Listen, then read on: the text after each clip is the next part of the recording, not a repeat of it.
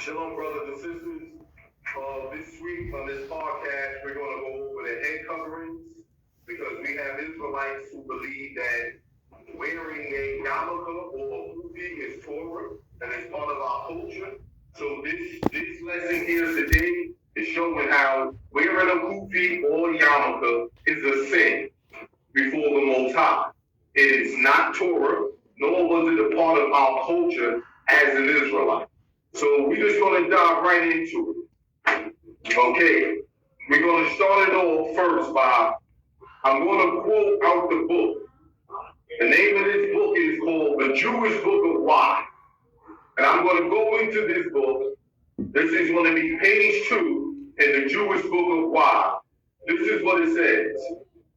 A Jew of the generation of Moses or Solomon or Judah the Maccabee will be baffled by the contemporary religious observance. Why would he wonder if the Talmud prayer show or Kippah skull cap worn? So in the Jewish Book of Why, on page 2, they mention that if a Jew of back in the generation of the Maccabean era, they will wonder why there's people wearing yarmulkes or any kippahs, okay, or any kufis, okay? Because this is not Torah.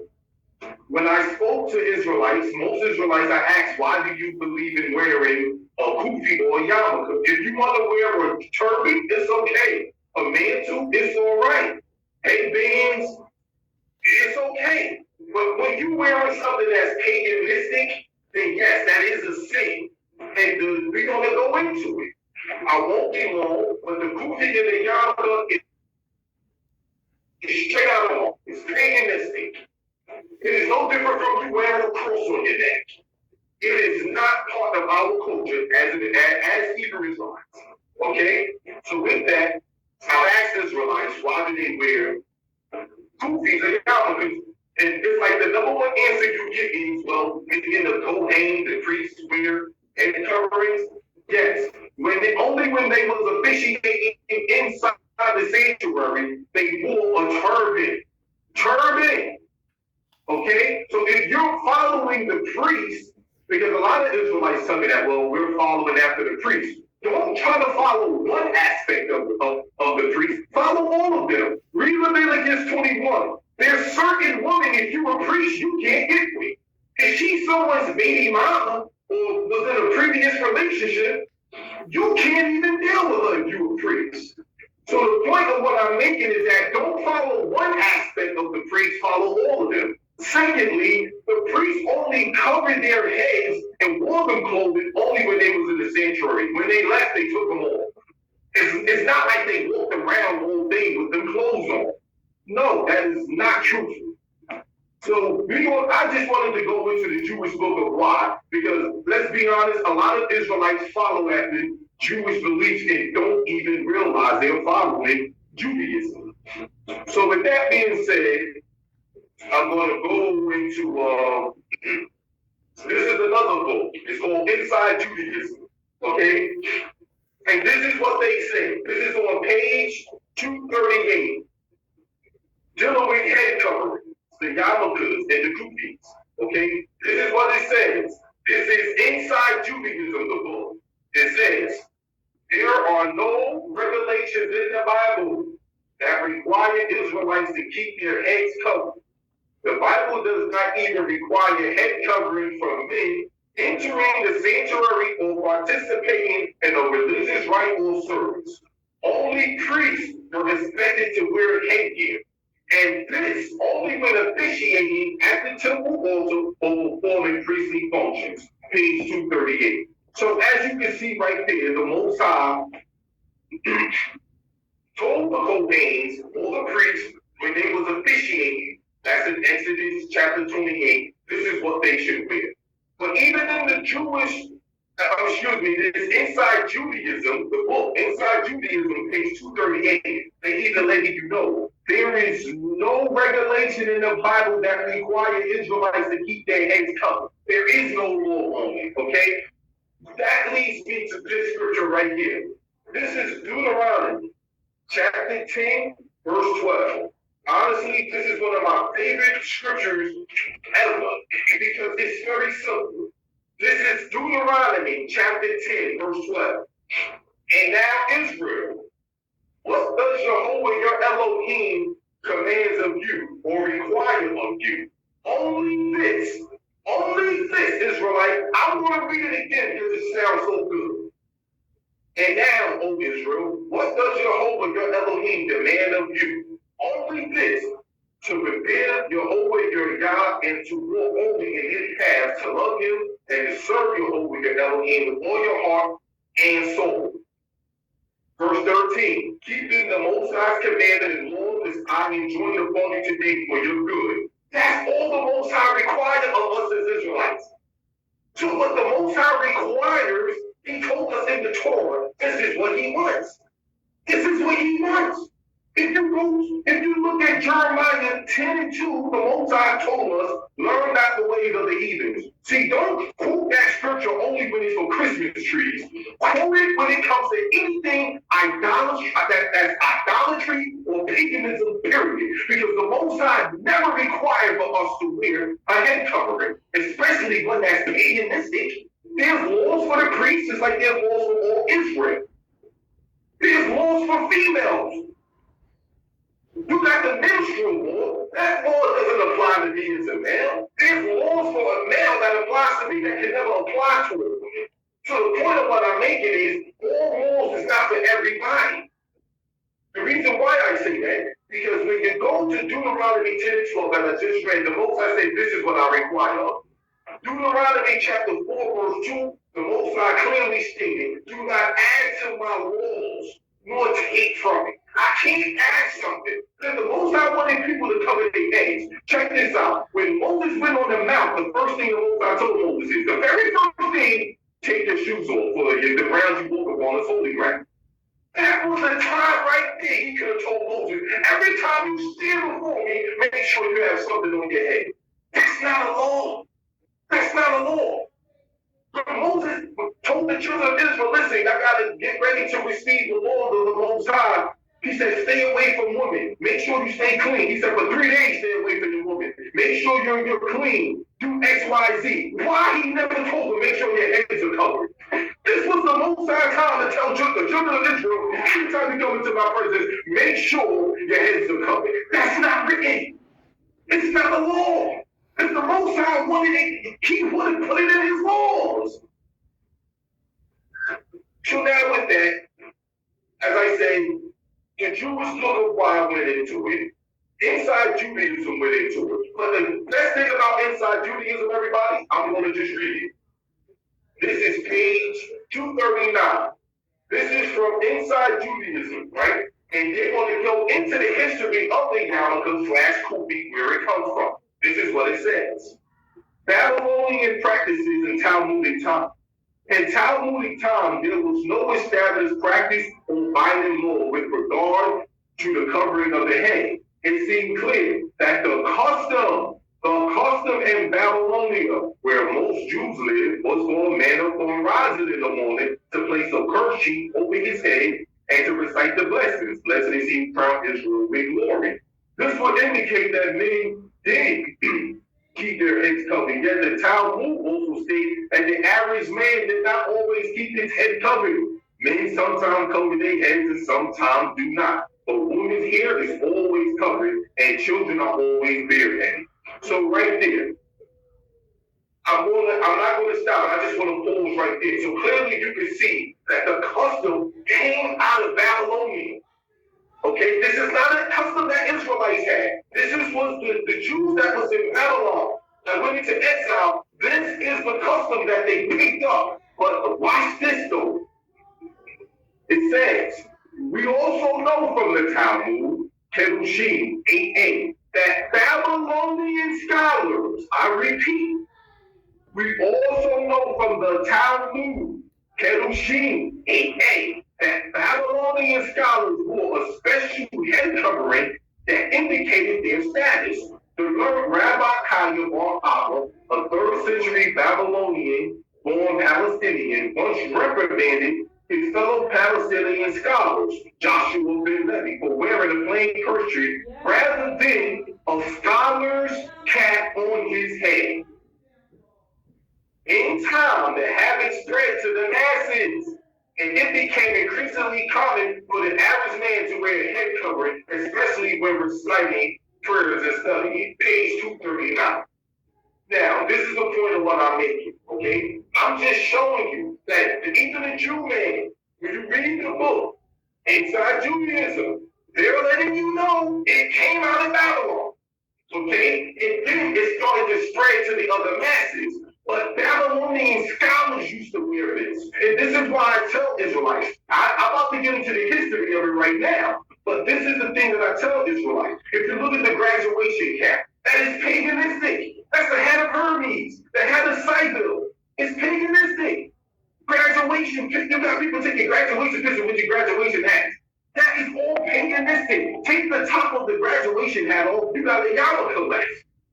All of that came from the same exact idol. If you don't believe me, why do you think the Pope is a yarmulke? Why would the Most High tell the children of Israel don't follow paganism with that?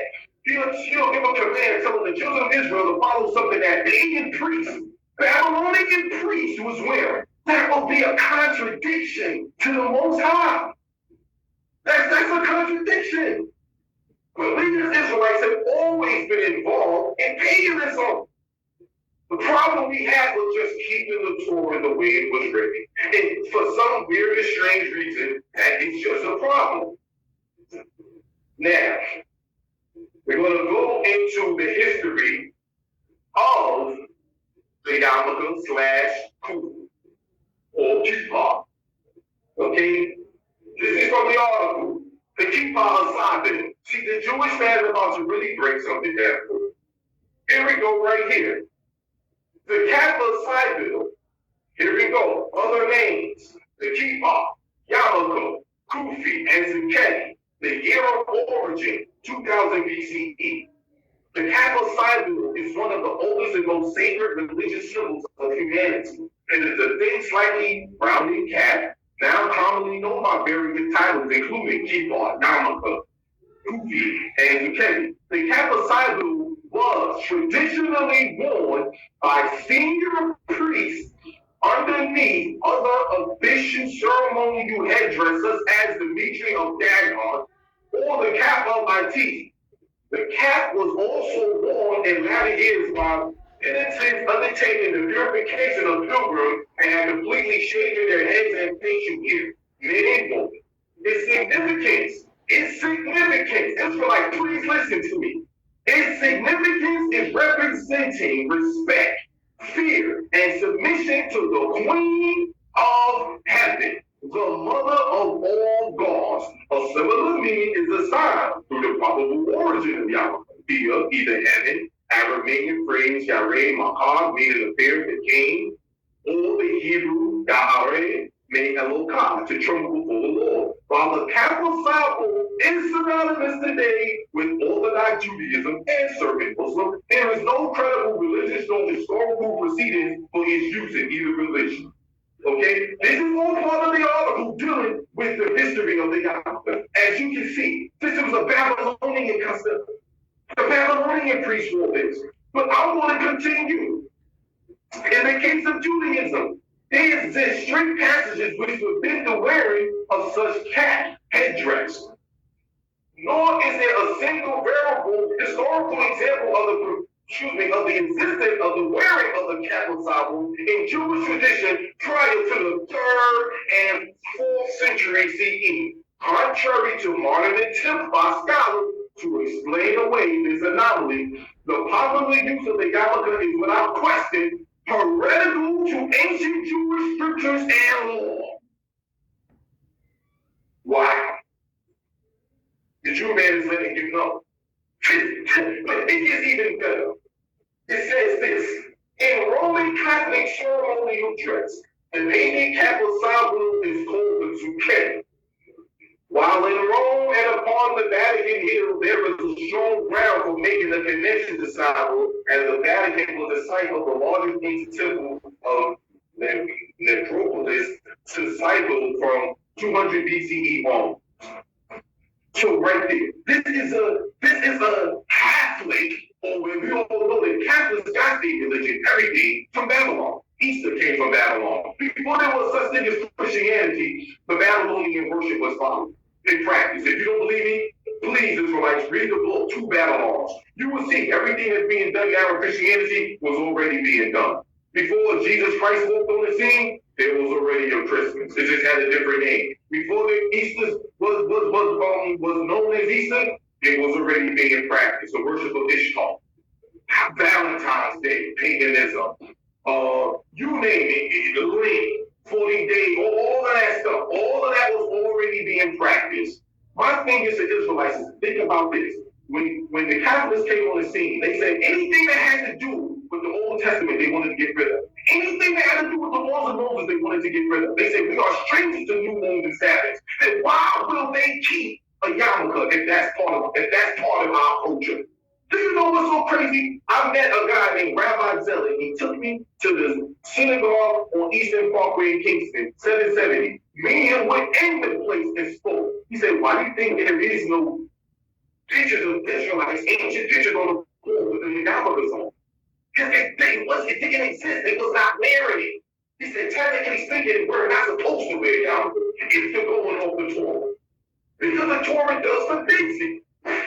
Now, because I don't want to keep you too long, so I'm going to go to back again to inside Judaism, okay? And this is what it says. It says Palestine practice. Because they're showing you, first, they showed you that the Babylonian scholars for it, and the Jews in that area adopted that. Now, they're showing you that in Palestine, this custom was not practiced. Watch this. Just bear with me for another 5 to 10 minutes. This is from the same book, Inside Judaism, dealing with the head cover. Palestine practices. All the above statements found in the Talmud represent the thinking, attitude, and practices of the communities in Babylonia and those influenced by Babylonian scholars. Israelites, Yarmulkes, and Kufis are nothing but an influence of Babylonian scholars, including the Spanish community under Arab rule.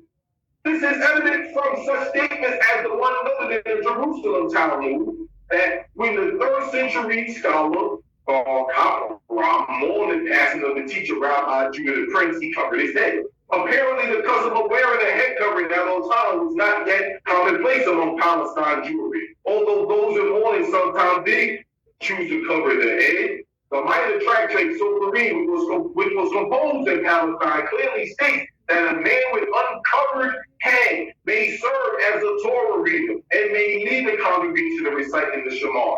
The Palestinian practices of not wearing a head covering spread to the Sephardic communities, Jewish communities, in the distant countries of Spain and Portugal, and now in Ashkenazi communities in France and Germany, also beginning to follow the Palestinian practices. So you see that, Israelites, this is what I'm trying to explain. That the Jew man right here is even indicating. He's even indicating. Right here, it says historian Israel Abraham states that in the 13th century, boys in Germany and adults in France were called to the Torah bareheaded. It says Rabbi Isaac ben Moses of Vienna, author of the Torah, tells us that rabbis and pray with uncovered head. This will appear to have been noble conduct because nowhere in his commentary or response to the 11th century French authority Rashi makes reference to head covering worn by men, although he does mention the fact that women may not appear in public with heads uncovered, but never stated anything about men, Israelites. So my thing is, even the Jew man, because people don't like when I say you're a daddy, because they are most Israelites daddies, and most Israelites look to them, they all think. There's a book called Judaism Strange Dogs, right? And it's a must read. It's by Michael Hoffman. I'm going to go because this book is very, very beautiful. Because the book shows that a lot of the things that Jewish people are following today that came from the Talmud, a lot of that came out of Babylon. And a lot of it is the worship of deities, and Israelites to this day don't know. Tashri, using the new law. This is the Yarmulke. A lot of these things came out of Babylon, and it's paganistic. The list goes on and on and on and on. Okay? That's why I said if you get this book right here, Judaism's Strange Gods, it will expose it. This is a Jew writing the book. This is page 354 in the book Judaism's Strange Gods. It says, the attire of the Pharisee men, a skull cat, holding it is a yarmulke, in Hebrew a kippah, is worn at the back of their head. In Babylon, rabbis had the custom of wearing head covers as a sign of their high status. There is no biblical warrant for male head coverings. So clearly, this was a Babylonian custom. And if you read the Torah, the Most High tells us constantly to do not follow the ways of the heathens, okay? You're not supposed to follow it. Israelites, if I'm wrong, please show me where in the Torah the Most High commanded the children of Israel, the men, to cover their head. Even when coming into the sanctuary. Remember, you're talking about the priest. The priesthood is over with. There is no more priesthood. I don't care if you call yourself Cohen, I don't care if you call yourself Levy. There is no priesthood. No Israelite can prove he's a Cohen. And let's just cut the crap. Okay? No Israelites can prove he's from the tribe of Levi. The point of what I'm proving is you're not a priest. Okay? There's a lot of laws for the priest. Even working is prohibited. But at the end of the day, we don't need to get into all that. I'm just showing that this is a Babylonian custom that the Jews that was in Palestine did not follow that. This is inside Judaism again, page 240, 241. It says, Solomon Warrior goes on to explain the powerful reason why most rabbis insist that the head be covered despite the leniency of Jewish law in this regard. It is a matter of public perception, he says. Time out. He said it is a matter of public perception. For every Israelite, that should be a problem because the Most High said, your ways are not my ways, your thoughts are not my thoughts. As high as the heaven from the earth, as far as my thoughts from yours. So who cares about public perception? The Most High said the nations are going to see your laws and say, wow, what great laws you have. The Most High is so nigh and near unto you. Keeping the Most High laws, the public perception. So you're covering your head because of public perception? Oh, because in Babylon, it meant you was righteous, or you was a scholar, or you was somebody of high regard. So we're going to now adopt this pagan custom with the head covering and bring it here because there's public perception. So Israelites, even though it means it's evil and wicked, you will still adopt it. You will still adopt it, Israelites. There is no law. As I stated before, in Deuteronomy 10:12, the Most High said, Israel, this is what I require of you. Why can't the Most High laws just be good by itself? Why we gotta add to it? Why do we gotta add laws to the book? Why do we have to do that? I'm about to wrap up. This is right here from the Universal Jewish Encyclopedia. This is what it says. It says, I'm sorry, this is from Inside Judaism, again, page 241, excuse me. Inside Judaism, page 241. It says the skull cap. The Yiddish word for the head covering commonly seen today is yam, although of uncertain origin, but it was that the term is derived from the obvious seller, a head covering worn by medieval clergy. A second explanation is that the yarmulke is related to the French army, akin to the Latin armor, a type of a round medieval helmet with a bosom visor. This is page 241. So my point is that the Jew name is telling you that, look, this is our tradition. We adopted. This Torah is not Torah. We took it from pagan people. It just brought it in. Israelites, why are you wearing a kufi on your head? The history behind the kufi is not Torah. It's Muslim. A biggest idolatrous religion. They have a God to every day of the year, and they even tell you, technically, it's not even in Islam. There's nothing in Islam that says you're supposed to wear kufi. And even certain Islamic groups that outlaw kufis. But Israelites want to. You see, this is another book. It's called the Universal Jewish Encyclopedia. I'm not going to get into it.